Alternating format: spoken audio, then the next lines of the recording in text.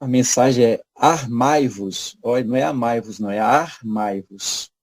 Portanto, tomai toda a armadura de Deus, para que possais resistir no dia mau e, havendo feito tudo, ficar firmes. Está em Efésios, em Paulo que ditou essas palavras. O movimento da fé não proporciona consolações tão somente. Buscar-lhes as fontes sublimes para retirar apenas conforto seria proceder de maneira das crianças que nada enxergam senão guloseimas. É indispensável tomar as armaduras de Deus nas casas consagradas ao labor divino.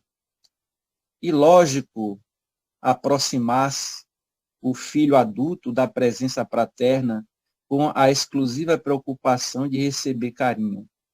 A mente juvenil necessita aceitar a educação construtiva que lhe é oferecida, revestindo-se de poderes benéficos na ação incessante do bem, a fim de que os progenitores se sintam correspondidos na sua heróica dedicação. A sede de ternura palpita em todos os seres, contudo, não se deve olvidar o trabalho que enrijece as energias comuns, a responsabilidade que define a posição justa e o esforço próprio que enobrece o caminho. Em todos os templos do pensamento religioso elevado, o pai está oferecendo armaduras aos seus filhos. Os crentes, no impulso louvável, podem entregar-se naturalmente às melhores expansões afetivas, mas não se esqueçam de que o Senhor lhes oferece instrumentos espirituais para a fortaleza de que necessitam dentro da luta redentora. Somente de posse de semelhantes armaduras pode a alma resistir nos maus dias da experiência terrestre, sustentando a serenidade própria nos instantes dolorosos e guardando-se na couraça da firmeza de Deus. Então, depois dessa mensagem, nós possamos, nesse instante, mestre amigo, sintonizar as nossas mentes, os nossos corações nas palavras que serão ditas, como um feixe de luz, energia luminosa que cai sobre todos nós, sobre as nossas mentes, sobre os nossos corações, iluminando, dando força, dando essa coraça para sairmos do estágio da infância, daquilo que tudo agrada, daquilo que tudo precisamos de maneira infantil. Não, precisamos criar essa coraça, coragem da fé firme e forte na busca dos valores essenciais para a vida, porque esses é que vão nos dar, Senhor, estabilidade, determinação na nossa vida. Muito obrigado, Jesus. Ilumina o nosso querido amigo Elias para que ele nos traga as palavras edificantes e renovadoras na noite. Obrigado, Senhor. Que assim seja. Então, meu amigo, boa noite mais uma vez. Estamos aqui com o nosso amigo Elias, né? E o tema de hoje ele vai trazer para nós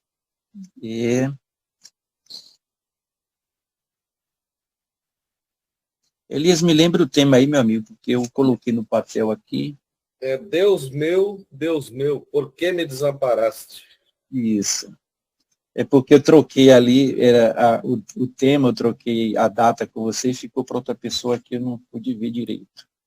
Então, esse tema, né, é referente àquela passagem que Jesus estava na cruz e, no momento, ele lança essas palavras. E é preciso que a gente entenda, né, o momento de dor, ao qual Jesus estava passando e o que significa, nos tempos de hoje, essas palavras que Jesus falou naquele momento da sua crucificação, né? Então, passa aqui a palavra ao nosso amigo Elias, para que ele nos traga essas informações. Com você, meu amigo. Jesus te Boa ilumine. noite, Alberto. Boa noite a todos que estão aqui participando.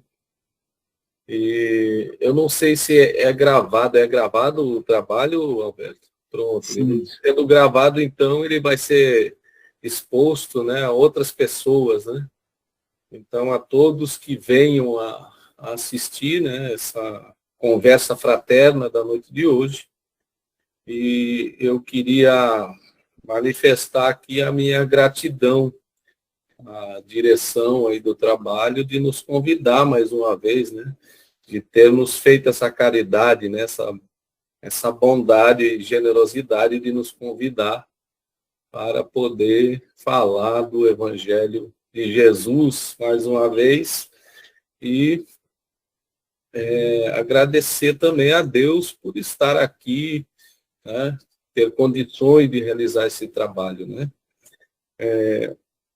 O trabalho de hoje, como o nosso amigo Alberto já falou, tem por tema, né, no trabalho mesmo, né, no cartaz, ele está assim: Deus meu, por que me abandonaste? Né?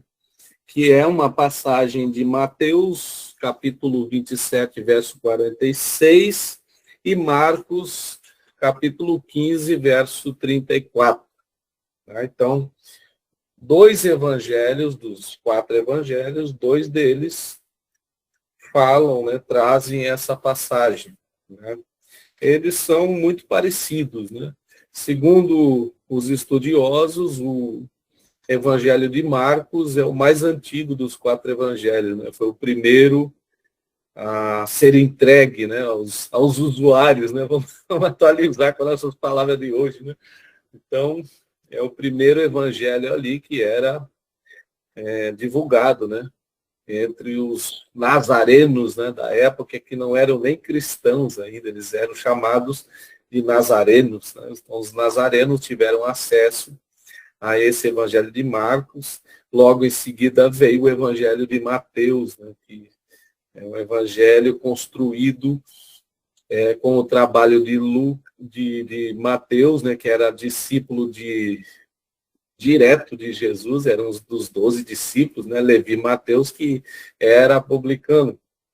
E já o evangelho de Lucas, né, que foi feito por Lucas juntamente com Paulo, Maria de Nazaré, não traz essa passagem assim como o evangelho de João, mas Mateus traz e Marcos também. Né? A gente vai ler aqui essa passagem e vamos tentar entender por que Jesus falou essas palavras, né? Qual o significado disso e qual a relação disso com o espiritismo, né? Porque nós somos, né, os espíritas, os trabalhadores da última hora, aqueles que estudam os evangelhos, né? Pelo menos é o que se espera, né? Que estude o evangelho pela ótica espírita, né? Inclusive o próprio codificador, né, o professor Allan Kardec, ele nos traz na introdução do Evangelho segundo o Espiritismo uma afirmação. Né? Ele diz que o Espiritismo contém a chave para a compreensão dos textos sagrados. Né? Então, ele ali abriu o leque, né, para o Novo Testamento, o Velho Testamento, Torá, Mishnah, Talmud, Alcorão, né, o Bhagavad Gita e tantos outros livros santos que a gente tem conhecimento. E ele, então, afirma que a chave do Espiritismo permite essa compreensão.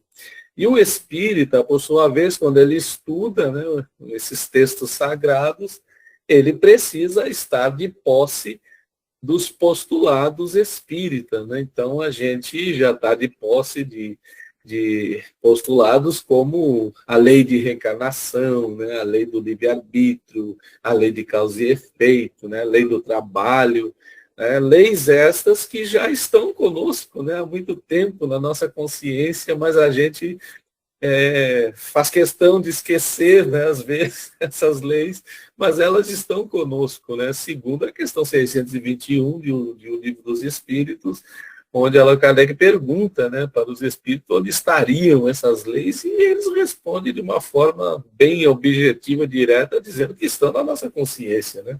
Então, significa dizer que nós somos um livro sagrado ambulante. Né? A gente já tem todas essas informações, de modo que aqui, hoje, eu não vou falar nada diferente, nenhuma novidade, apenas vou falar aquilo que todos nós já sabemos, né? Mas vamos fazer esse exercício, né, com a chavezinha do Espiritismo para entender por que Jesus falou isso. Né? Jesus já tinha sido, né, julgado, já tinha sido chicoteado, né, já tinha passado por toda aquela infâmia e chegou então ali no Gólgota, né, que é um morro do Gólgota, né, no alto da Via Crucis, e lá ele cercado, né, pelos detratores e pelos companheiros e companheiras, ele então foi pregado, né, na madeira e foi crucificado, que era um método, né, romano, né, digamos assim, de flagelo, né? Eles flagelavam, né, os prisioneiros dessa forma, mas era um método que também era usado ali pelos povos daquela região. Né? Segundo os estudos, esse método de crucificação é atribuído ao povo assírio. Né? Então foram os assírios que inventaram esse método de crucificação para crucificar inimigos, prisioneiros e principalmente malfeitores. Né? E Jesus foi crucificado, né? Ele foi pregado na cruz, tendo ao seu lado malfeitores. Né? Então tinha 2 malfeitores, como está escrito nos textos, mas obviamente que ali no Gólgota havia muito mais malfeitores crucificados, né? Mas o Evangelho destaca apenas 2. Né? E então ele já tinha passado por todo aquele sofrimento, né? Como o nosso querido Alberto já adiantou. E lá na cruz, né, ele já havia se dirigido, né, a Maria de Nazaré, a sua mãe, e ali ele fala, né, mulher, né, eis o teu filho, né, João, eis a tua mãe. Né? É o momento, então, que ele estaria atribuindo, né, a maternidade da própria humanidade a Maria de Nazaré, que era um espírito de alta envergadura, segundo o livro A Caminho da Luz, e tem mais 2 livros, um de Humberto de Campos e outro, não me recordo, que falam, né, do momento em que Maria de Nazaré era um espírito vindo de outro orbe e se reuniu com as potestades celestes e se ofereceu, né, voluntariamente para ser a mãe do espírito puro, do governador espiritual, do Messias que viria, porque para gestar, né, um espírito dessa natureza teria que ser também, né, gestado por um espírito que tivesse, né, a mesma envergadura moral. Então Maria de Nazaré foi esse espírito e ela estava ali diante de Jesus naquele momento crucial, né, da crucificação.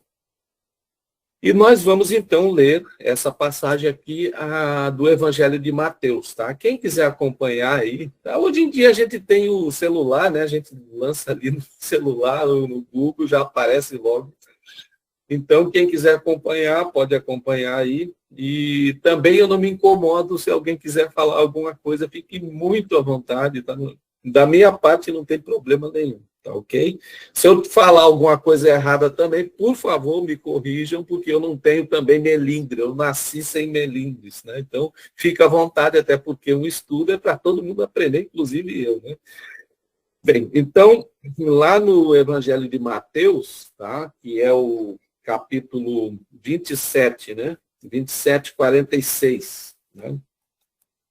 Então, em 27, 46, onde tem por título, né, a morte de Jesus, diz assim, né? Vamos começar pelo 45, tá? Diz assim: desde a hora sexta até a hora nona, houve treva em toda a terra. Por volta da hora nona, Jesus deu um grande grito: Eli, Eli, lama sabachthani, né? Então ele fala em aramaico ali, né? Eli, Eli, lama sabachthani, né? Ele faz um questionamento que quer dizer: Deus meu, por que me abandonaste, né? E alguns dos que tinham ficado ali, né, as pessoas que estavam ali assistindo, ouvindo dizer isso, disseram: está chamando Elias. Imediatamente um deles saiu correndo, pegou uma esponja, embebeu-a em vinagre e, fixando numa vara, dava-lhe de beber. Mas os outros diziam: deixa, vejamos se Elias vem salvá-lo. Na verdade, um deboche, né? Eram os detratores que estavam debochando de Jesus naquele momento terrível, né? E Jesus, porém, tornando a dar um grande grito, entregou o Espírito. E segue dizendo, né? Nisso o véu do santuário se rasgou em duas partes, de cima a baixo, a terra tremeu e as rochas se fenderam. Abriram-se os túmulos e muitos corpos dos santos falecidos ressuscitaram. Né? E aí continua, né, a narração daquele momento crucial. Mas, né, nós somos espíritas. Nós somos espíritas, então nós já possuímos, né, o espírito, né, da fé raciocinada, né? E essa fé raciocinada, ela nos deixa inquietos, né? A gente tem que ter essa inquietude. Nós não podemos nos conformar com aquilo que estamos dizendo. Nós temos que questionar, porque é da natureza da fé raciocinada, né? Então, nós somos inquisidores e temos que ser assim, porque fé raciocinada nada mais é do que calcada no estudo, né? Na confirmação, pelo estudo, pela meditação, pelo conhecimento, pela prática também, né? Que é o mais importante de tudo.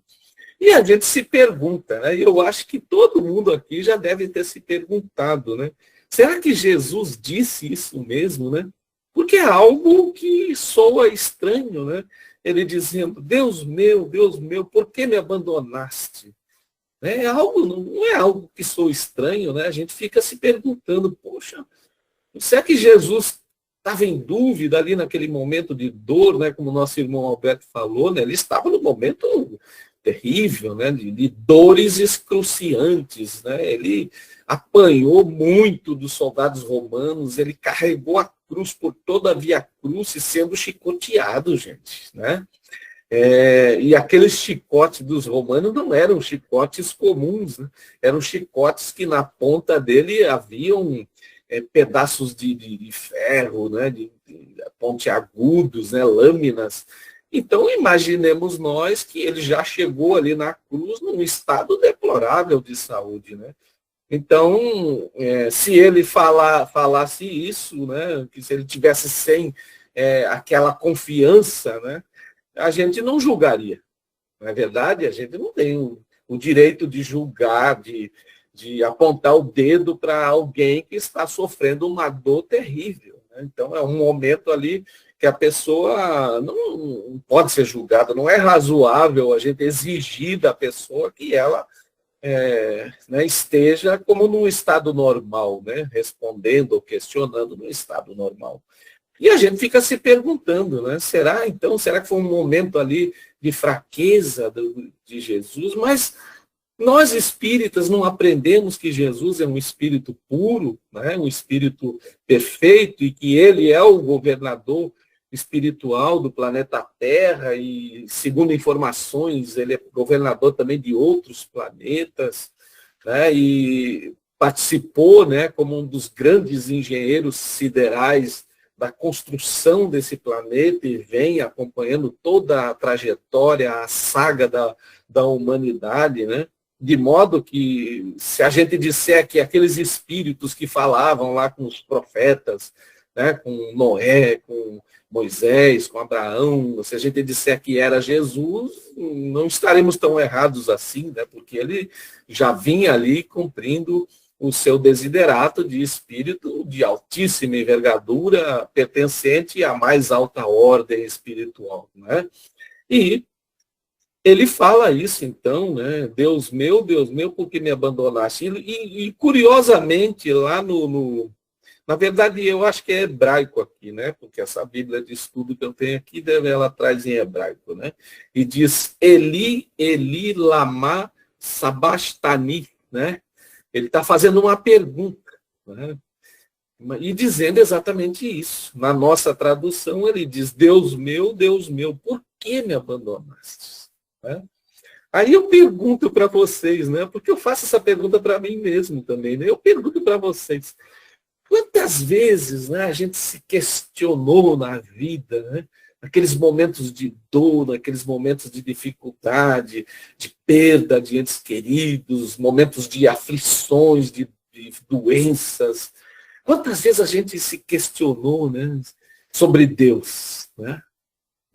Será que Deus realmente, né, ele acompanha a nossa vida? Ele está lá, né, para nos amparar? Será? A gente tem esses momentos de fraqueza na fé, né? Não é à toa que Jesus, em várias passagens do Evangelho, ele nos chama, né? E continua chamando de homens e mulheres de pouca fé. Né? Ele dizia que a gente tem uma fé, né, ínfima, né? E que se a gente tivesse uma fé do tamanho de um grão de mostarda, a gente moveria montanhas. Né? E várias passagens em que ele admoesta ali os discípulos, né? Chama atenção, ele traz reprimendas aos discípulos que eram mais próximos dele, né? A gente lembra, eu acho que a maioria lembra daquele episódio no Mar da Galileia, né? Que Jesus estava no barco, né? E vem aquela tempestade e de repente ele se acorda com aquela gritaria dos discípulos e ele faz uma oração e a tempestade para, né? Ele dá a bênção ali e a tempestade cessa, né? E dali ele chama, né, os discípulos de homens de pouca fé. Tem outra passagem dele também, em outro evangelho, em que ele fica lá no lado de Cafarnaum, né, ele diz para os discípulos, eu vou ao monte orar. Né, e ele foi, provavelmente, no Hebron, né, que era um monte que ficava ali próximo, e naquele momento ele diz para os discípulos, vocês podem ir lá para o outro lado do mar, que era Decápoli, onde ele iria proferir um sermão. Né? Ele proferiu um sermão, a exemplo do Sermão da Montanha, do outro lado do Mar da Galileia. E nessa ocasião, ele manda os discípulos sozinhos no barco. Mas só que, no meio do mar, também tem uma grande tempestade, os discípulos desesperados, pensando que iriam morrer, e eis que Jesus aparece andando sobre as águas. Né? O espírita sabe que ali, né, ocorre o fenômeno da materialização, né, da bicorporeidade. Nós já temos explicação para isso científica. Né? E ali ele aparece, né, também, e Pedro pede para caminhar nas águas, e ele dá a mão, e Pedro afunda. Né? Porque Pedro é uma figura, né? Pedro afunda ali e tal. E ele também, naquele momento, ele chama homem, né, de pouca fé, Satanás, vai de reta, essas coisas. Ele falava essas coisas fortes, como que para chacoalhar ali os discípulos, e eles pensarem, poxa, eu estou com vocês, estou ensinando, vocês estão comigo desde o início, e vocês não têm fé, criatura, né? Tem que ter fé. Né? Então, agora ocorre aqui, nesse momento, né, o próprio Jesus parecendo-nos que não tem fé. E a gente olha assim, né, de en passant, né, porque nós temos esse costume, né, a gente lê as coisas en passant e não medita sobre elas. Né? Mas nós precisamos estudar, nós precisamos nos aprofundar, e o estudo nos traz as verdadeiras explicações, os sentidos e os contextos em que as passagens acontecem. Né?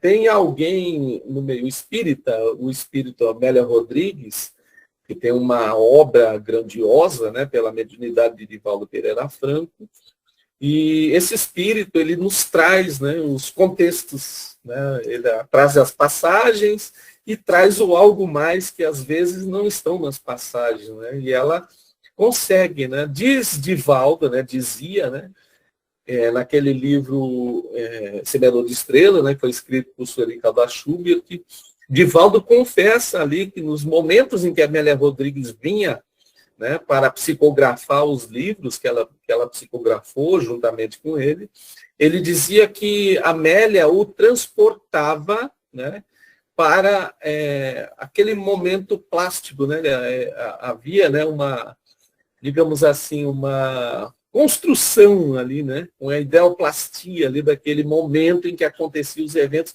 E Divaldo diz que se sentia lá nos tempos de Jesus, vendo tudo o que estava acontecendo. Que interessante, né? Mas,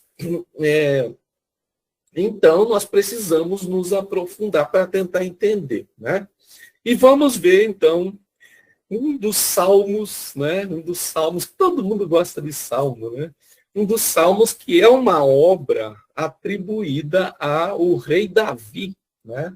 Então, todo mundo sabe que essa obra é atribuída ao rei Davi. Eu estou aqui no meu estudo com a Bíblia de Jerusalém, né? Que é indicada, a mais indicada para estudos, né?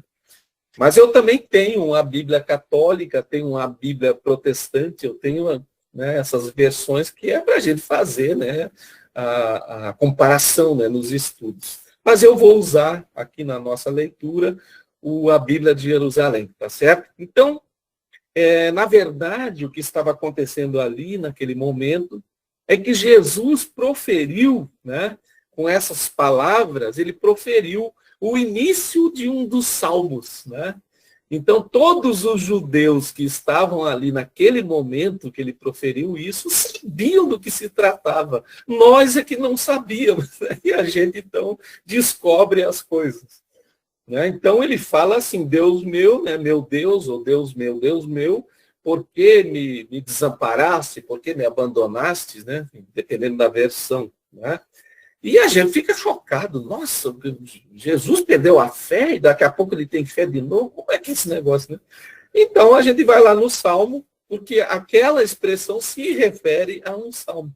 Salmo 22, atribuído ao rei Davi, né? Então vamos lá. Salmo 22, em algumas versões pode aparecer como Salmo 21, tá certo?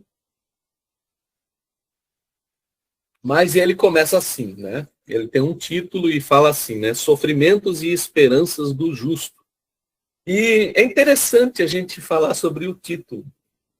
Hoje a gente tem nossas Bíblias, né? Nossos Velhos Testamentos, distribuídos, né? Em forma de código, né? Elas têm títulos, subtítulos, né? Então fica mais fácil para a gente ler e estudar. O que acontecia ali no tempo de Jesus? Não tinha isso. Né? E a tradição deles era passar os textos, né, de forma oral. Né? Então, alguns séculos antes de Jesus, que eles já estavam escrevendo, né, porque houve lá uma mudança nas interpretações dos rabinos e dos doutores da lei, e eles já escreviam, mas ainda eles passavam de pai para filho os textos do Velho Testamento de forma oral. Né? Os judeus, eles desenvolviam uma capacidade de memória impressionante, né? De modo, então, que os pais, ao longo da vida ali, iam passando para os filhos e eles memorizavam. Né? Então, naquele momento, Jesus, que também era judeu, né, e com as capacidades que ele tinha pela alta envergadura moral, né, que obviamente informavam também, né, o corpo material, ele então profere o início desse salmo. E todos que estavam ali, né, de repente entenderam o que ele estava querendo dizer, e nós vamos ler agora, tá certo? Vamos lá. Salmo 22, sofrimentos e esperanças do justo. Ele diz assim, meu Deus, por que me abandonaste? descuidado de me salvar. Apesar das palavras do meu rugir, né? Apesar do meu clamor. Meu Deus, eu grito de dia e não me respondes. De noite e nunca tenho descanso, né? Ou resposta em algumas versões. E a gente então já começa a entender. Então Jesus estava falando de um salmo? Exatamente. Porque, veja só, se o rei Davi viveu, né, em torno de 1000 anos antes de Jesus, né, e havia, né, dúvida sobre isso, mas recentemente fizeram algumas descobertas arqueológicas e os estudiosos confirmaram que o rei Davi realmente existiu, porque até um dia desse as pessoas duvidavam, né, os estudiosos duvidavam da real existência do rei Davi, mas foi confirmado, acharam, né, achados arqueológicos que confirmaram a existência do rei Davi. E o rei Davi, então, que escreveu isso aqui, né? Meu Deus, por que me abandonaste, descuidado de me salvar, apesar das palavras do meu rugir. Meu Deus, eu grito de dia e não me respondes. De noite nunca tenho descanso. Então aqui é o clamor de alguém que está vivendo uma aflição muito grande. Né? É um momento de aflição extremo, ao ponto de a criatura questionar o próprio Deus. Né? Então vamos seguir para a gente tentar entender o que esse salmo quer nos passar. Né? Aí continua assim, e tu és o santo, habitando os louvores de Israel. Nossos pais confiavam em ti. Eles gritavam a ti e escapavam.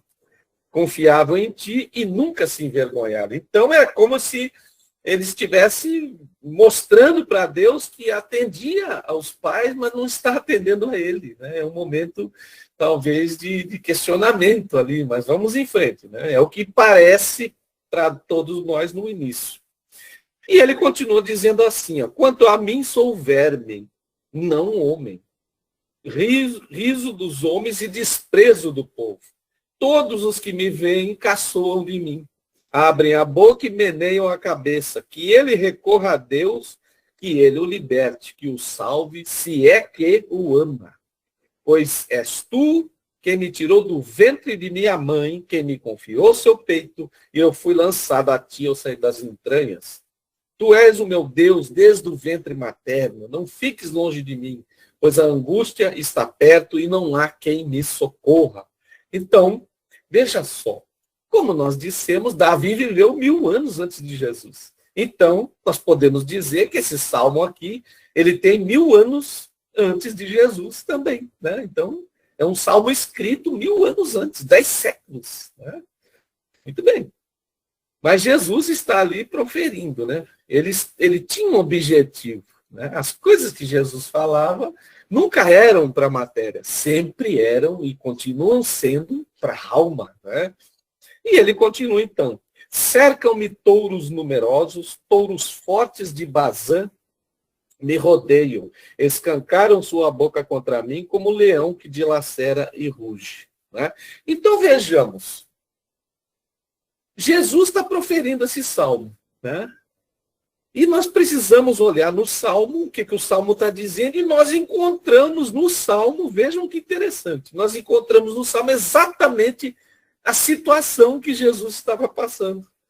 Então, ali ele fala isso aí, como um crente que está perguntando a Deus, né, naquele momento de dor, mas logo em seguida ele louva a Deus. Vejam que interessante. Né? Então, ele fala, né, que naquele momento ele não está recebendo a resposta, mas em seguida ele louva e lembra que os pais receberam de Deus as bênçãos. Né?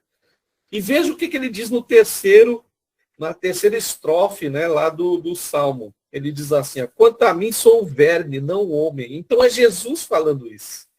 Né? Riso dos homens e desprezo do povo. A crucificação, o que aconteceu na crucificação? Os fariseus e o povo estavam desprezando Jesus e rindo dele. Cuspiam nele, apedrejavam Jesus, pediam a crucificação. Né? Então, isso aqui está se cumprindo. Naquele momento, Jesus lembrava o salmo para lembrar todos os judeus que estavam ali que esse salmo estava se cumprindo com ele. Né? Vamos lá. Por quê? Na primeira estrofe, né, eu fiz algumas anotações aqui, né, gente? Eu fiz minha filhinha. Então, na primeira estrofe, ele está falando, né? Deus, meu Deus, por que me abandonaste? Então, nesse momento, ele é abandonado. É um abandono, ele se sente abandonado. Na segunda estrofe, ele lembra que outros são salvos, e ele está abandonado naquele momento. Né? Muito bem. Na sequência, ele fala da rejeição do povo, né? Que é o povo gritando contra ele, cuspindo nele, falando mal dele, né? Proferindo ofensas a ele, né? Chamando ele de herege, de feiticeiro, de filho de Satanás e tudo que não presta. Inclusive, eu já fui chamado de filho de Satanás numa campanha do filme. Eu acho que eles estão certos até, né? De repente, eu não sei, né? Mas aqui ele lembra, então. Mas vejam o que ele continua dizendo. Quanto a mim sou verme, não homem.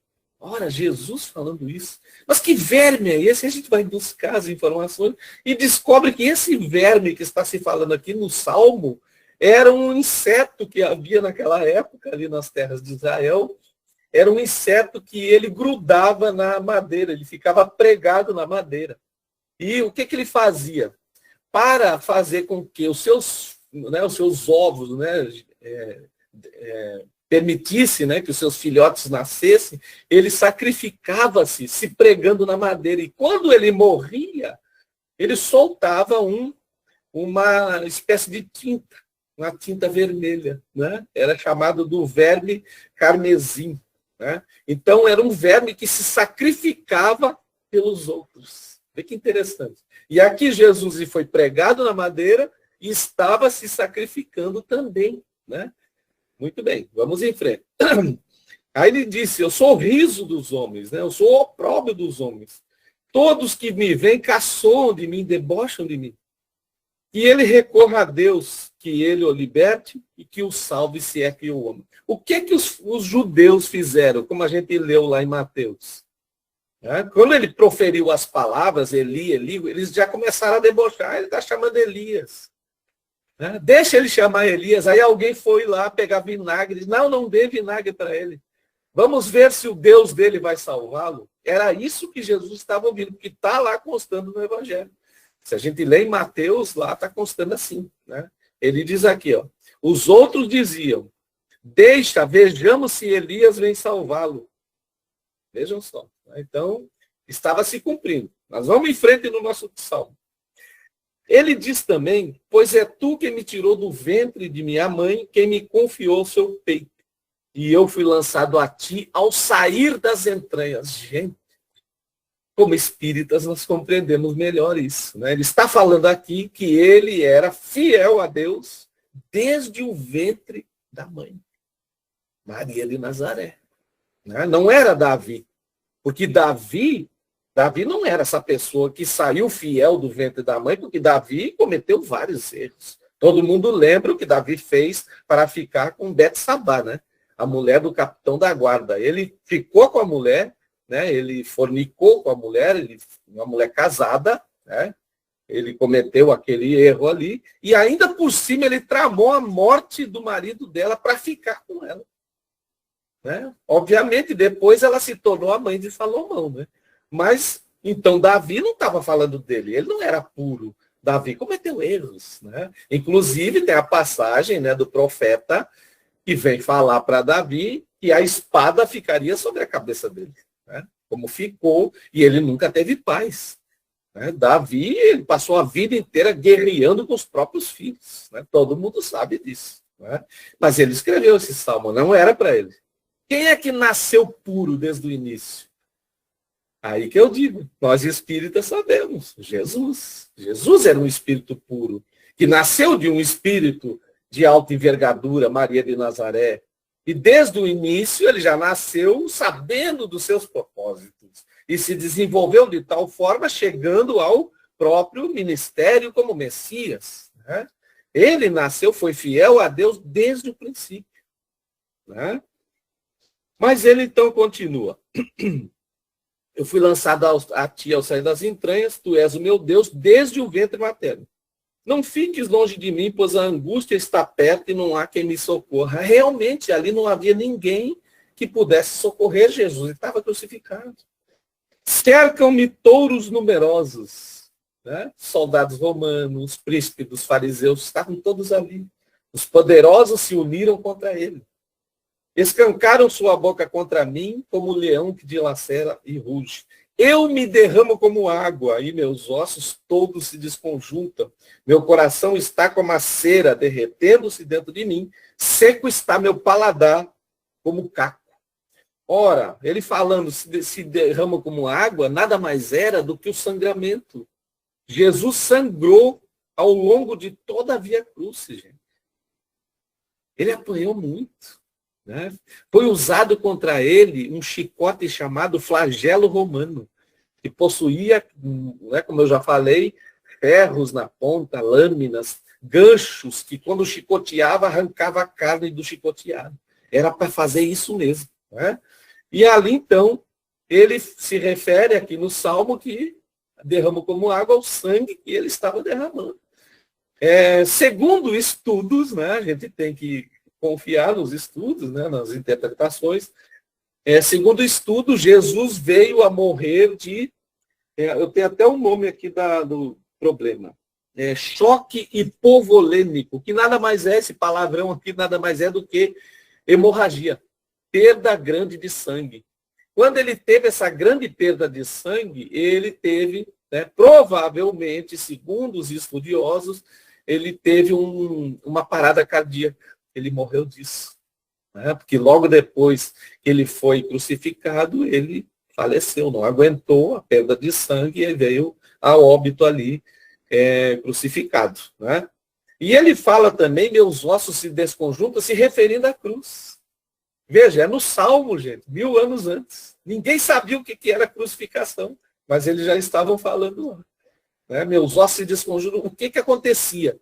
Quando pregava na cruz, a pessoa era pregada na cruz, o peso do corpo puxava os braços para baixo, né?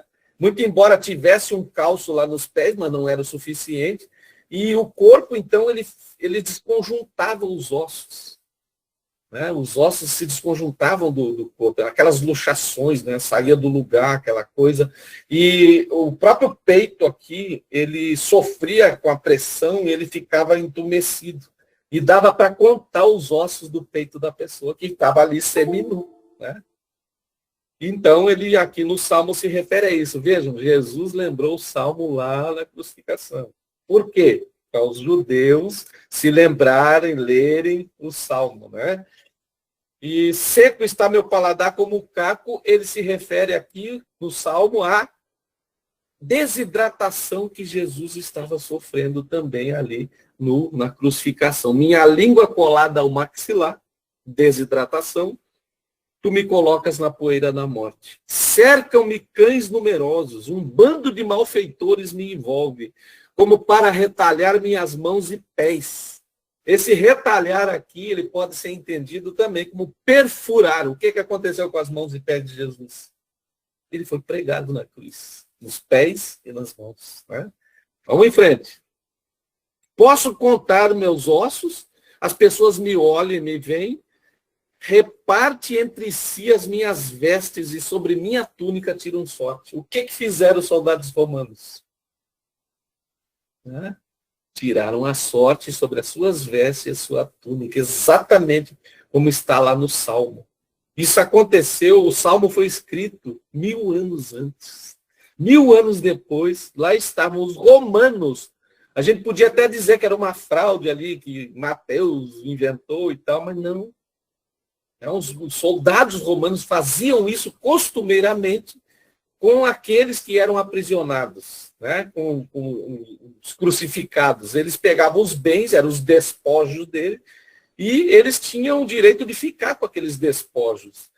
E como eles não sabiam, né, dividir, eles faziam então a jogatina, jogavam sorte ali para ver quem é que ia ficar com as vestes, né, e a túnica. E ele continua, tu, porém, Deus, não fique longe. Força minha, vem socorrer-me depressa. Salva minha vida da espada, minha pessoa da pata do cão. Salva-me da goela do leão, dos chifres do búfalo, minha pobre vida. Anunciarei teu nome aos meus irmãos. Louvar-te-ei no meio da assembleia. Vós que temeis a Deus, louvai-o. Glorificai-o, descendência toda de Jacó. Veja, isso aqui é o Salmo 1000 anos antes. Eu estou repetindo isso direto, né? É para a gente lembrar. Estava lá no Salmo, já escrito. Sim, pois ele não desprezou, não desdenhou a pobreza do pobre, nem lhe ocultou sua face, mas ouviu-o quando a ele gritou. Né? Então, aqui na minha sequência, na minha filhinha, tem uma sequência.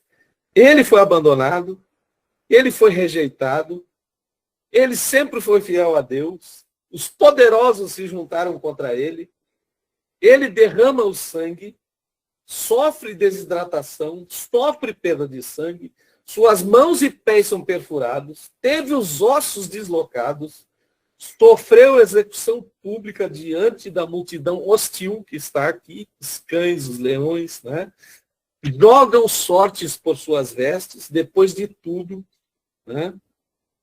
Ele recebe o livramento, né? Sua história se espalha pelos povos e nações, que foi a consequência, né, dessa crucificação, dessa pergunta também.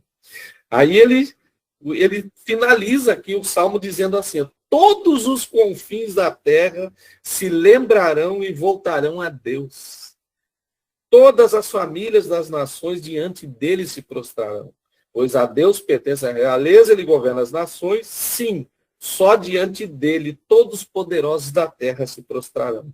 Perante ele se curvarão todos os que descem ao pó. E por quem não vive mais, sua descendência o servirá, e anunciará o Senhor às gerações que virão, contando a justiça ao povo que vai nascer, eis suas obras.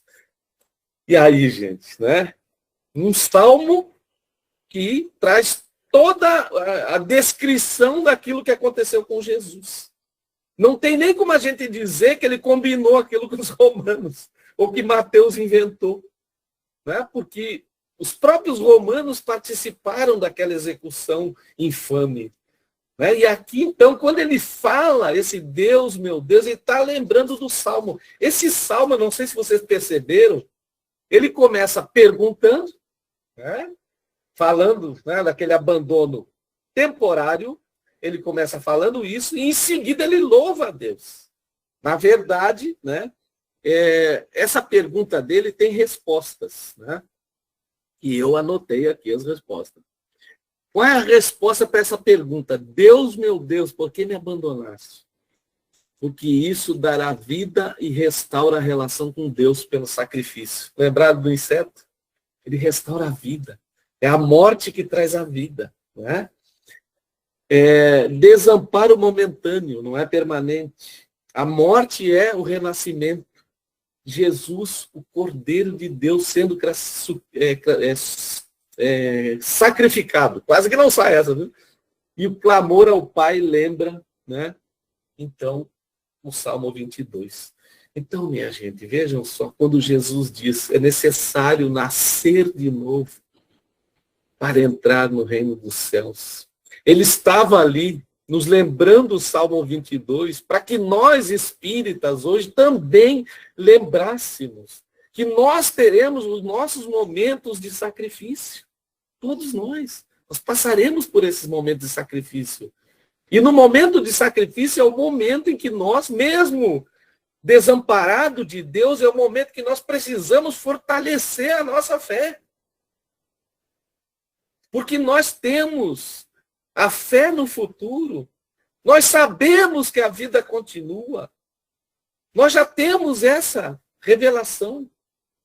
A gente não se dá conta. Nós espíritas, nós somos pessoas privilegiadas. Por que eu digo isso com tanta certeza? E eu provo para vocês.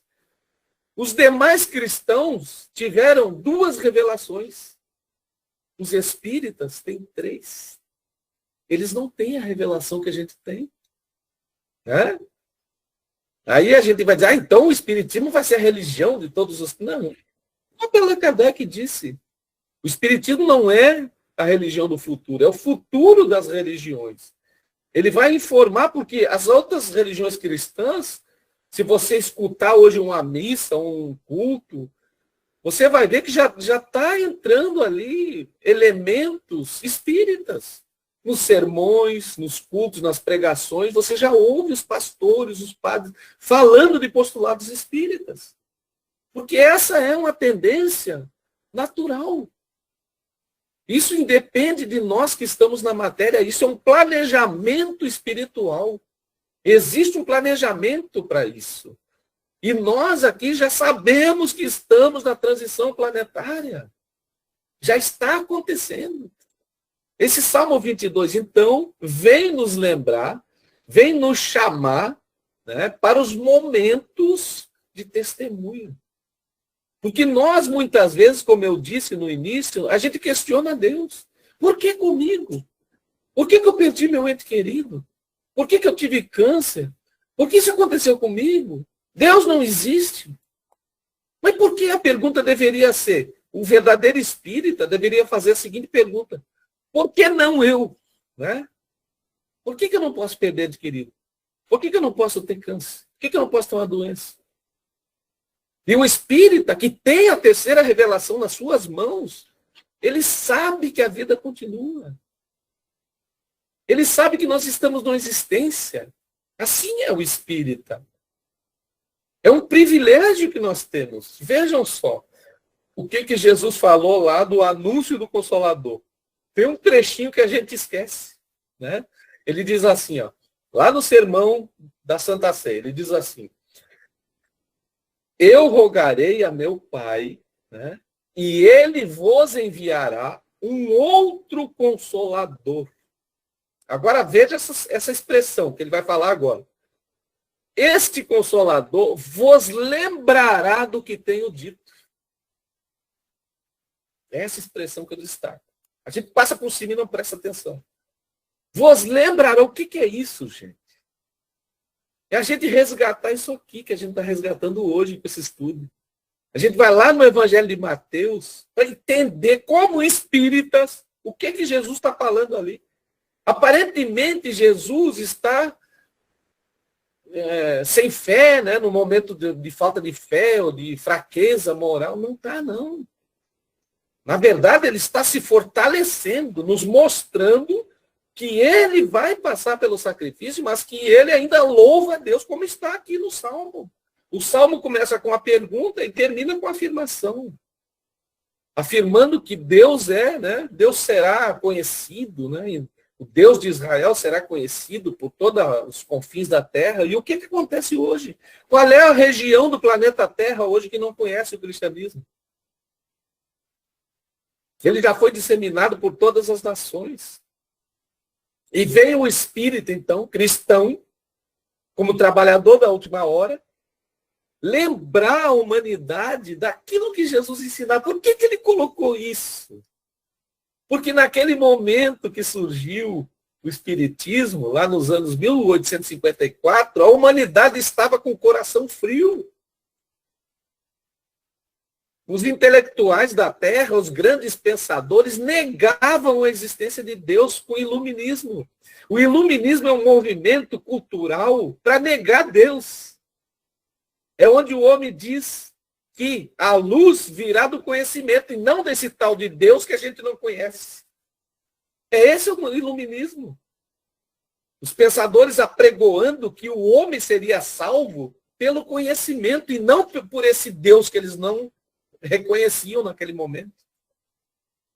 Mas vem 50, 60 anos depois do iluminismo, vem o Consolador prometido por Jesus, com as vozes dos Espíritos, para relembrar tudo aquilo que Jesus ensinou. Porque o livro dos Espíritos nada mais é do que o próprio Evangelho sendo contado pela ótica dos Espíritos. Cada questão lá do livro dos Espíritos, você encaixa em alguns momentos lá do Evangelho de Jesus. Tem os seus correspondentes. E o Evangelho de Jesus tem os seus correspondentes lá no Velho Testamento.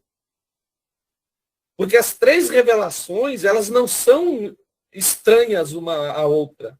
As 3 revelações, elas são consecutivas. Uma é consequência da outra.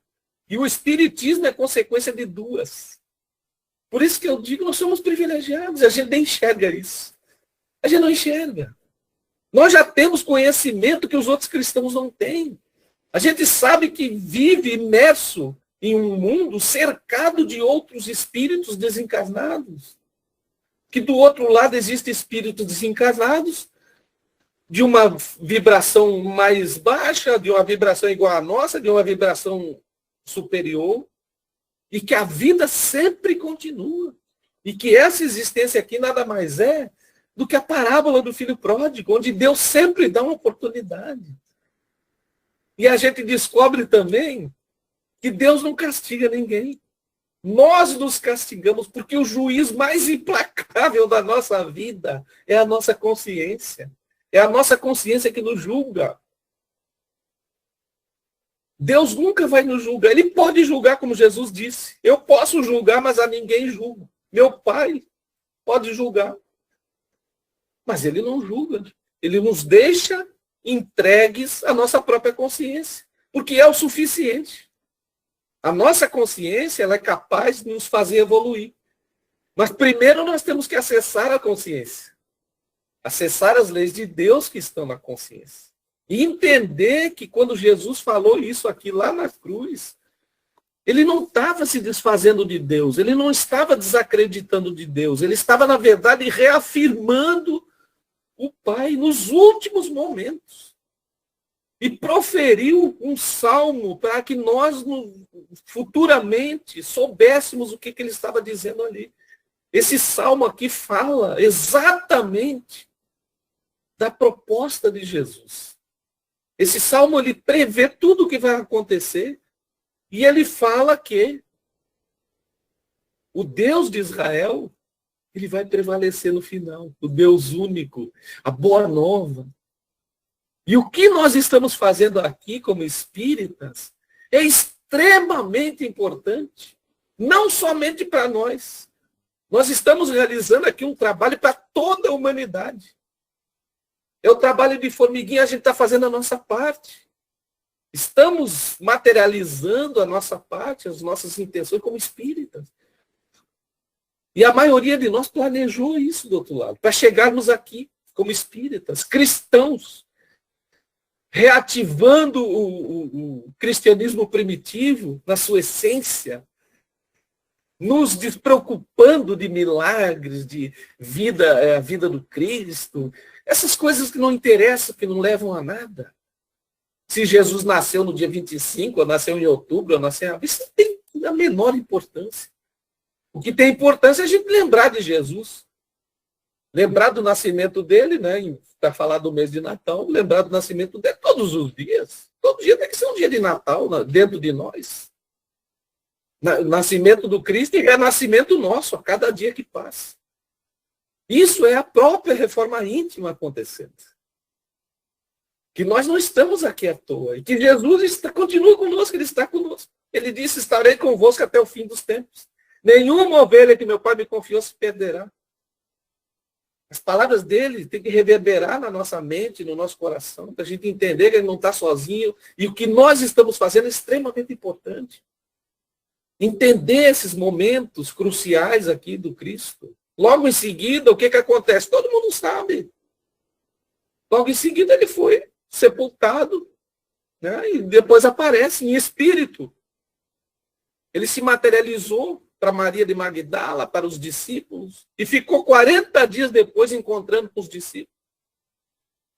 Só que hoje em dia ele não precisa mais se materializar. Nós não precisamos mais disso. Nós já temos todas essas informações. Agora nos cabe interpretar, entender e praticar. Né?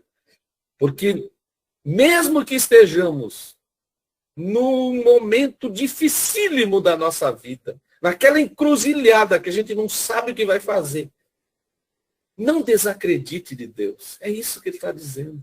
Mantenha a sua fé em Deus. Mesmo que o seu coração esteja dizendo o contrário. Mas diga para si mesmo, eu não estou só. Deus está comigo, Jesus está comigo, o meu espírito protetor está comigo, o guardião da minha família está comigo, eu estou em 5 o tempo todo, no mínimo. Né? Eu, particularmente, eu devo ser uns 300, né? Porque vai contar os obsessores, né, gente? Mas nós sempre estamos acompanhados. O que fraqueja é a nossa fé. Mas essa fé tem que ser fortalecida. Quando a gente lê esse salmo, Deus, meu Deus, por que me desamparaste? Na verdade, ele começa falando do homem que está enfraquecido no sacrifício. Mas que precisa acreditar que o sacrifício é necessário. E qual é o sacrifício que o espírita está sendo chamado hoje para participar? O sacrifício do próprio orgulho. É esse o sacrifício que nós temos que fazer. Essa é a nossa crucificação. Nós temos que ser crucificados pela nossa consciência, para que o orgulho seja sacrificado, a vaidade, a mentira, a hipocrisia. E que de dentro de nós, na nossa própria ressurreição, surja o homem e a mulher renovada. Renovada pela esperança, renovada pela crença, renovada pelo entendimento que é um espírito imortal em mais uma existência e tendo que aproveitar melhor essa existência para amar, perdoar e fazer a caridade, amando o próximo como a nós mesmos, que é o único caminho para amarmos a Deus. Eu espero ter contribuído com os estudos da casa e sempre estarei à disposição desse grupo. Muito obrigado. Que nós possamos, todos nós, inclusive eu, refletir mais sobre essa passagem do Cristo. Muito obrigado, muita paz. Elias, meu amigo, não tem palavras para poder falar sobre o que foi dito, né? Eu penso que hoje a palestra ela foi sentida. E quando você traz a proposta do Espiritismo, nas palavras de Kardec sobre a fé raciocinada, ela vai nos colocar numa posição de homens esclarecidos. Precisamos sair daquela postura do fanatismo, de crer para o saber. Porque se a gente continuar ainda nas crenças, sem ainda buscar o raciocínio lógico, estudar, tirar o natural, o essencial dos fenômenos, sem estudá-los, a gente vai ficar ainda naquele aspecto do fanatismo. Acreditar, e hoje a gente acredita em uma coisa, amanhã em outra, e ficamos assim, pulando de galho em galho, ou seja, a nossa fé fica parecendo um macaquinho, né? Pulando de galho em galho. A fé ela tem que ser robusta, ela tem que ser raciocinada, tem que ser questionada, ela tem que essa inquietação que você falou. Para muitas pessoas isso dói, porque tem dificuldade, mas eu penso que tudo tem seu tempo. Tudo vem na hora certa, quando a gente também se predispõe, quando a gente vai despertando a consciência para essa realidade. Então eu penso que Jesus ele não quer fanáticos adorando ele. Ele quer pessoas que desenvolvam esse sentimento de amor pelo próximo e trabalhem, faça o seu sacrifício. E hoje a maioria de nós estamos muito assim acomodados. Fé acomodada. É aquela fé que não faz nenhum esforço para melhorar. Né? Então precisa. Suas palavras foram muito educativas, nos trouxe informações que eu não sabia, embora já tivesse assim alguma ideia, mas não sabia. Então, foi luz no nosso entendimento. Né? Então, estamos todos gratos e que você venha outras vezes. Né? Inclusive, em março já tem um convite, né? Você vai trabalhar com a gente o livro Luz nas Trevas. E eu já estou antecipando que a partir do ano que vem, a partir do dia 6, que é uma terça-feira, nós vamos trabalhar 30 capítulos desse livro maravilhoso, que é da dupla de Joana com Divaldo, onde o título é Luz nas Trevas. E você vai estar com a gente, né, em março, já trazendo novas luzes para os nossos entendimentos. Eu muito grato, meu amigo. Que Jesus continue te iluminando, trazendo luz, né, para as nossas mentes, os nossos corações.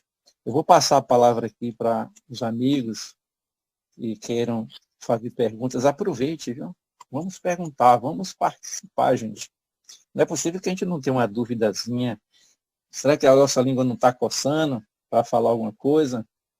É uma oportunidade. A gente tem aí uns 15 minutinhos para trocar informação com esse amigo querido que não cobrou nada para vir, né, de graça, né, aqui com a gente, trocando ideias, informações. Vamos aproveitar, está aberta a palavra aí, com os amigos. Quem levantou a mão? Ó, se ninguém levantar a mão, eu já vou convidar um aqui, que é o nosso amigo Valentim. Eu gosto muito de ouvir essa pergunta deles. Deixa eu ver se ele está por aqui.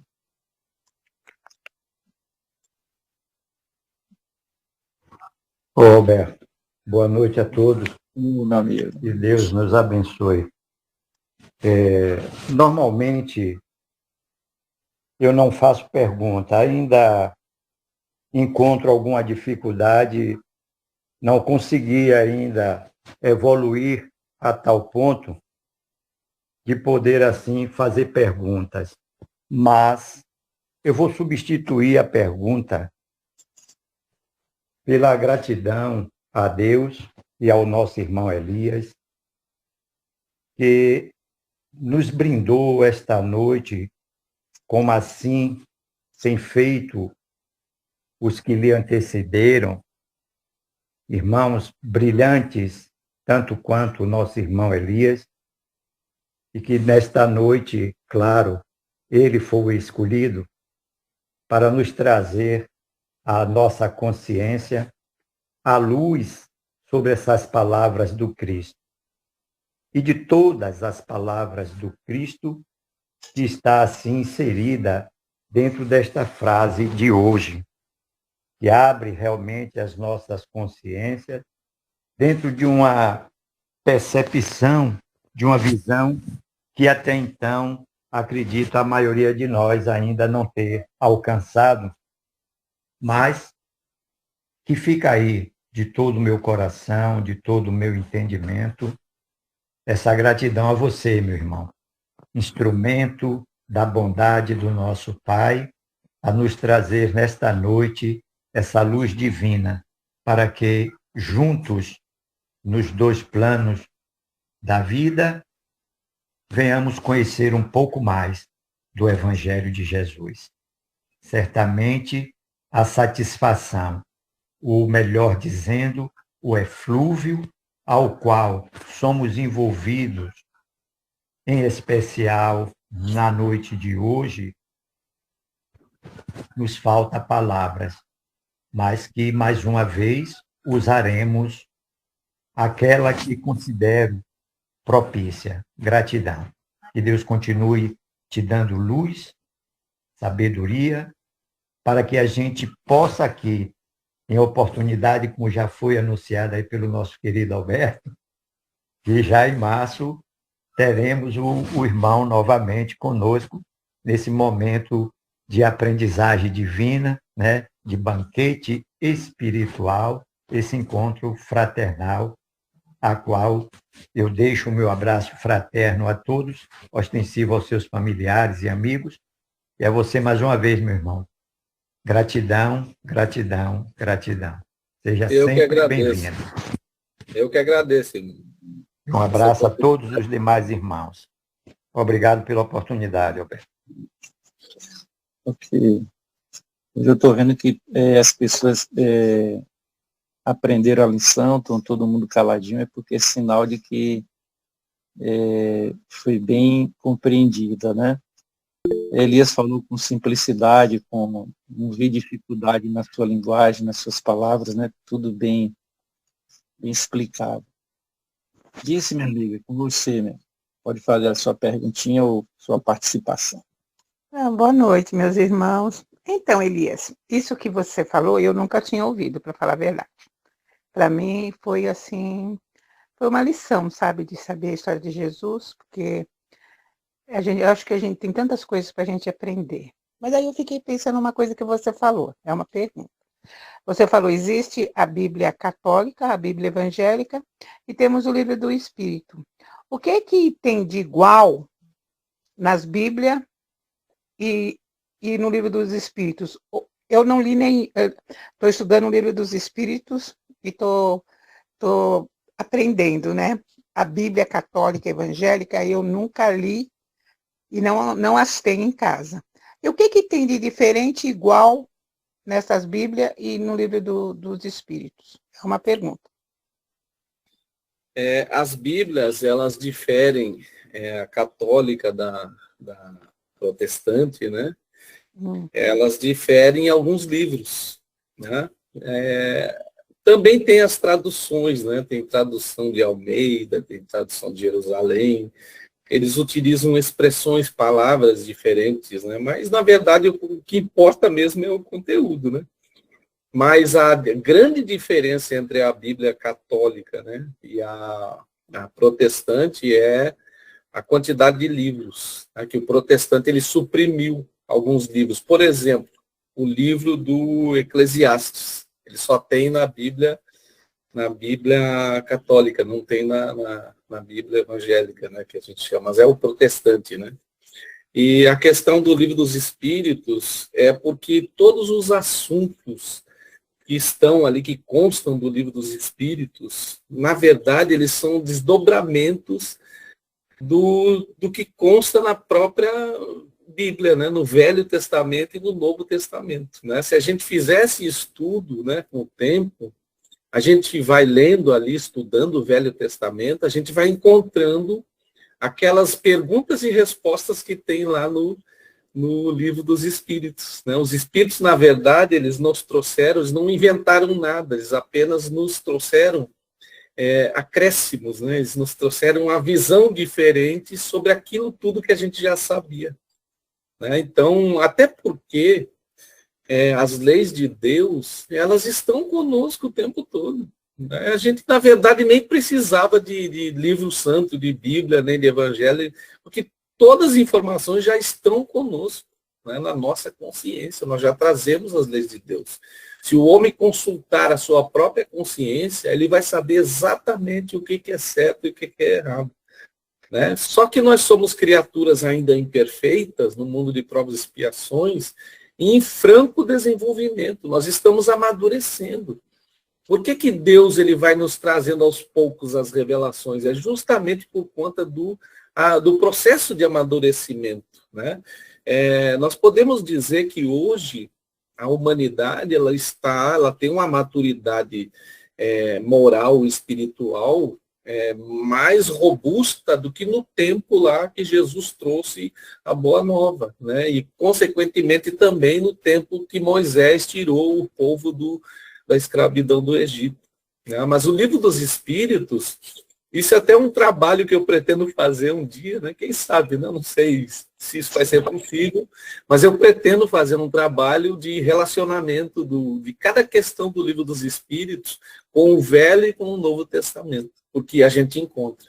Estudando com o tempo, a gente vai encontrando. Né? Se você pegar a própria Gênese, né? Lá no início, a simbologia de Adão e Eva, você já encontra ali nos primeiros livros ali do livro dos Espíritos, os correspondentes, porque ele traz essas explicações, né? A gente encontra. Então, a gente vê que tudo é digamos assim, um resultado de um grande planejamento espiritual.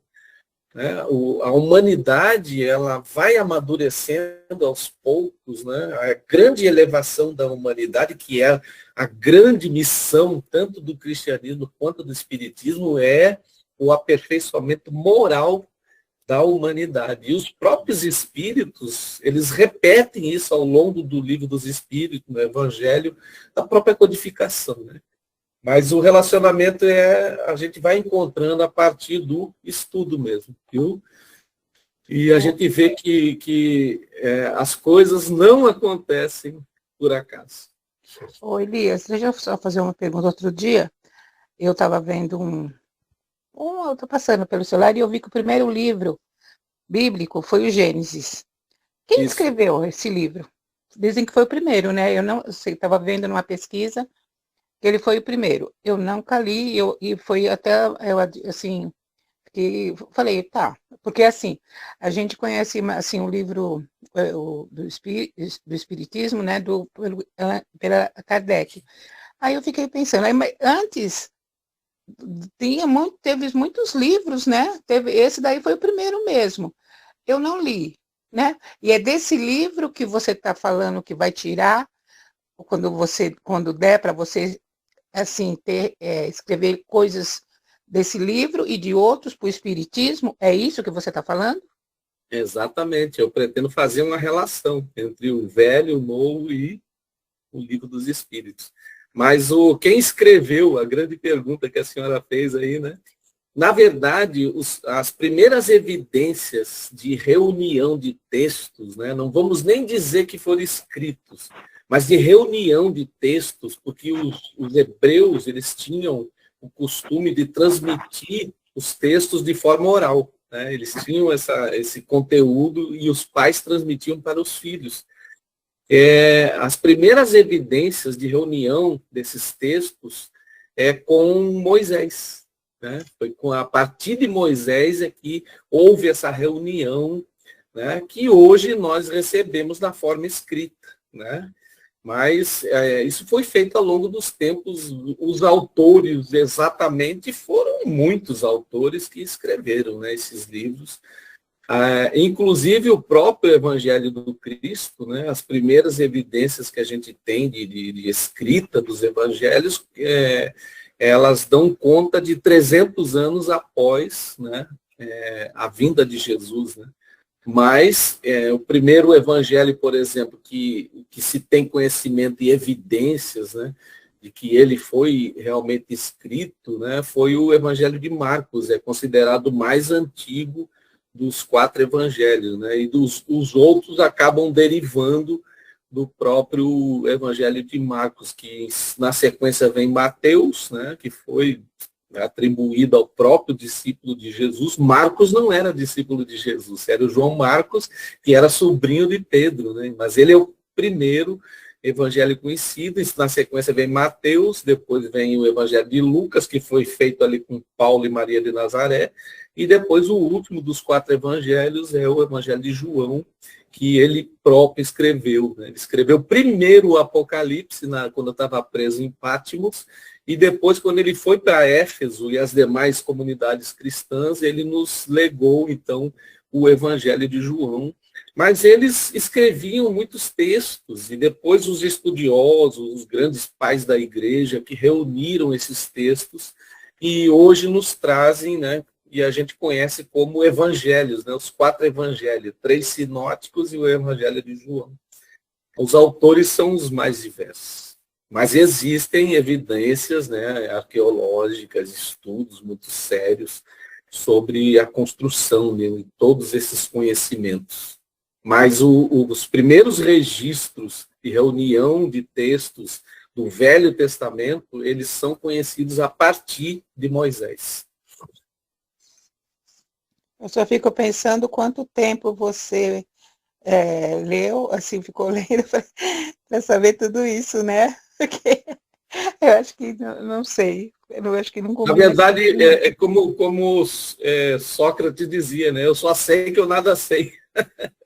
A gente está sempre devendo.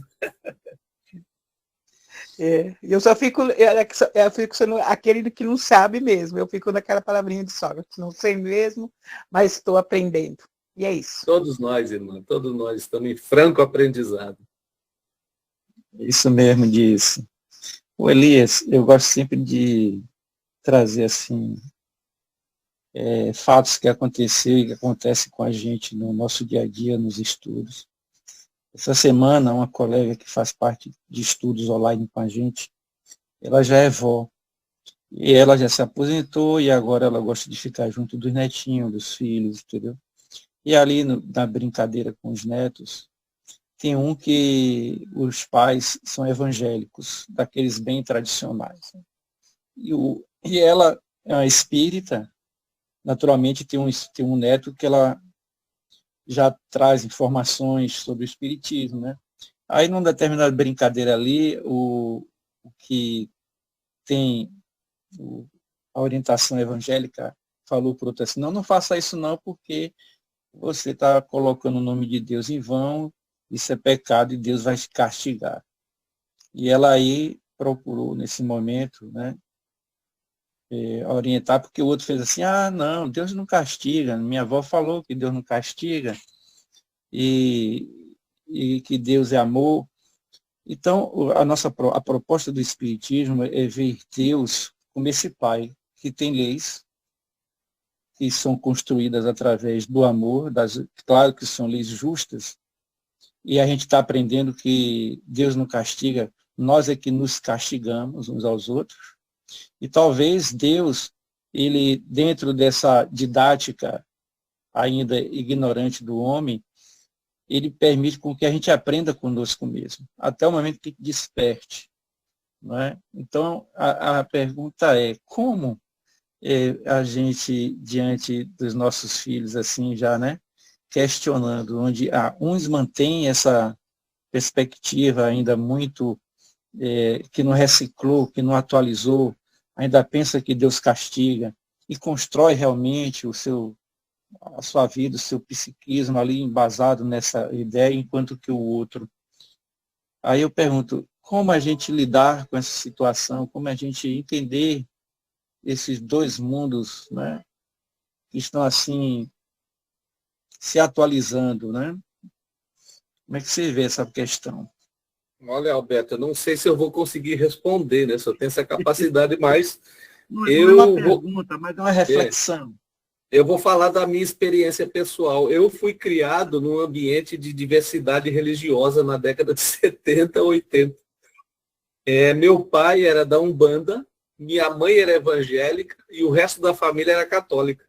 E eu frequentava as três. A minha avó me obrigava a ir na missa, a minha mãe me levava todo dia para o culto, e meu pai, quando chegava de viagem, me levava no terreiro de Umbanda, de seu Antônio e Dona Jurema. E eu adorava a Umbanda, porque lá dava um doce, sempre tinha um bolo, alguma coisa, e criança gosta disso, né? Eu acho que, na verdade, nós, brasileiros, digamos assim, né, a gente já vive essa diversidade religiosa nas nossas casas, nas nossas famílias. Eu tenho vários companheiros oradores espírita, cujas esposas são católicas, são protestantes, né? Mas o brasileiro, ele lida com isso, ele sabe lidar com essa diversidade religiosa. Eu acho que, na verdade, a questão toda é respeito mesmo, né? Mas só que eu sou assim, né? Eu penso o seguinte, eu acho que se nós escolhemos, né, para os nossos filhos, a roupa que ele usa, a escola que ele frequenta, os amigos que ele pode ter, as coisas que ele assiste, né? Então, nós temos obrigação de ofertar para os nossos filhos, aí eu estou falando da relação de pais e filhos, ofertar para os nossos filhos a religião que a gente professa. Eu acho que nós devemos nos posicionar como espíritas e oferecer para eles, né? Meus filhos, né, frequentam a evangelização infanto-juvenil, mas um dia ele se tornando, né, senhor do seu destino, se escolher outra crença para seguir, tem que ser respeitado na sua escolha, né? Mas eu, né, procuro fazer a minha parte, e quando questionado, perguntado sobre determinadas passagens ou questionamentos, né, acerca de fé e de crença, eu faço o meu posicionamento espírita, né?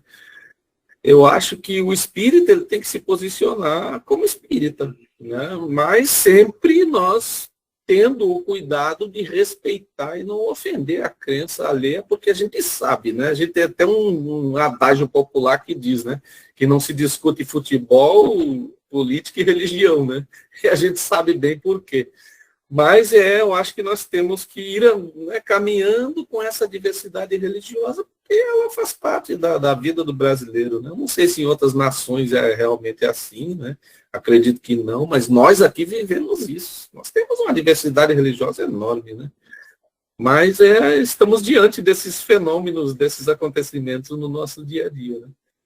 Eu acho que a questão toda é a gente se posicionar. Essa reflexão é boa, Elias, porque a gente sabe que viver na diversidade, aceitar ela, sem conflitos, é a melhor maneira da gente aprender e Exato. crescer, evoluir. Exato. Se a gente ficar no meio onde todos pensam da mesma maneira, onde todos aceitam tudo, no conformismo, eu penso que há ali uma estagnação. Então, o planeta Terra, esse planeta de provas e expiações, é uma oportunidade que a gente tem, na diversidade, a gente construir algo dentro de nós. Ontem mesmo uma colega fez uma pergunta, fez uma afirmação para mim, dizendo que ela tem 3 caminhos para seguir e ela está na dúvida, né? 3 caminhos, né? Isso aí a gente deduz que seja algo assim que precisa ser definido em algum campo pessoal. Mas eu diz assim, minha amiga, é o seguinte, na hora veio essa ideia, hoje não tem o drone, né? O drone, a gente fica no alto e pode de uma forma de cima a gente caminhar pelos 3 caminhos, né? E a gente vivencia experiências diversificadas sem que a gente viva conflitos, né? Então, o que é um caminho? Né? Que caminho é esse? É o bem e o mal? Ou é o caminho das experiências? Então, hoje, na capacidade que a gente se encontra já dessa dinâmica como espírito, capaz de criar habilidades, a gente pode caminhar 3, né? Vivenciar experiências em 3 caminhos de uma maneira, que se eleve. Tá? Então é o espírito nesses desafios. E se a gente quer caminhar escolhendo uma estrada para depois andar na outra, né? Eu acho que é um passo muito lento. E hoje a dinâmica da vida, a dinâmica do espírito é isso. Viver Eu acho, Alberto, que nós, como cristãos, eu não vou nem dizer espírita, evangélico, católico, como cristãos, nós temos obrigação de oferecer para os nossos filhos e para a nossa família o evangelho do Cristo. Não somente por palavras, mas pelo exemplo. Que nós sejamos o próprio evangelho caminhando, né, dentro das nossas casas, das nossas famílias, porque a melhor forma da gente divulgar o evangelho é praticando, né? Isso é verdade. Modificando e transformando a nossa vida. E nós temos obrigação com os nossos filhos, é obrigação nossa. Porque um dia seremos cobrados, né? Que fizestes dos filhos que eu te confiei. Um dia vai ter que responder isso. Muito obrigado, Elias, pelas reflexões. Viu? Eu que agradeço, Alberto. Agradeço a todos aí pela paciência. Estamos chegando aqui no nosso finalzinho, agradecendo a presença de todos, pedindo que nesse momento, né, a luz do conhecimento, ele possa se fazer presente em todos nós e que a gente faça com essa luz algo de bom nas nossas vidas, né? Vou passar a palavra ao nosso amigo Elias para ele fazer as considerações finais e fazer a prece final, meu amigo. Muito obrigado pela tua presença aqui conosco. Eu que agradeço, Alberto, e a todos aí pela paciência de ouvir a nossa exposição singela, né? Bem superficial, mas eu considero assim de extrema importância o mandamento do espírita de instruir, né? A gente tem que se instruir, a gente tem que buscar informação, a gente tem que entender o tesouro que a gente tem na mão. Na verdade, essa proposta do grupo de explorar passagens, né, até certo ponto, né, polêmicas que as pessoas não entendem do Evangelho, é extremamente válido, porque o Espiritismo ele nos oferece muitas respostas, né? Então, a gente estuda, a gente, né, se aprofunda, ouvir, né, a gente tem que ouvir também as outras opiniões e, no final de tudo, praticar, porque o amai-vos é o primeiro mandamento. Então, convido a todos a orarmos. Senhor Deus, nosso Pai bondoso e misericordioso, soberanamente justo e bom, inteligência suprema, causa primária de todas as coisas. Pai de misericórdia, tende piedade de nós, Senhor, em nome de Jesus de Nazaré, o mestre nazareno, divino cantor da sinfonia do amor, que reverbera em nossas almas há mais de 2000 anos, mas que ainda precisa tocar nas fibras mais íntimas dos nossos corações, para a partir dos nossos pensamentos no bem, sadios e benéficos, se transformar em ações no bem e na caridade. Em nome de Maria Santíssima, Mãe de toda a humanidade, e do mentor espiritual deste trabalho, esse trabalho de amor, esse trabalho de estudo, esse trabalho de divulgação do Evangelho do Cristo. É que rogamos, Senhor, a tua divina permissão para encerrarmos esse trabalho. Rogando que ele se renove todas as vezes, Senhor, uma vez por semana, em todos os períodos que foram definidos no mesmo horário, e que nós possamos seguir colhendo essas flores do jardim, dos teus campos, Senhor. Que a gente possa entender o que a semente do Evangelho é capaz de transformar na nossa vida, o que nós precisamos plantar essas sementes em nossos corações e não nos preocuparmos somente em colher depois, mas principalmente cultivar as sementes do Evangelho em nossos corações e em nossas vidas. Abençoa a todos presentes, encarnados e desencarnados. Derramai tuas bênçãos sobre os nossos entes queridos, nossos lares, nossos amigos e também sobre os nossos inimigos, Senhor. E assim é que te louvamos e glorificamos. Glória a ti nas alturas e paz na terra a todos os homens e mulheres de boa vontade. Muita paz para todos, que Jesus esteja conosco, mas que nós estejamos com Jesus também, todos os dias, que assim seja.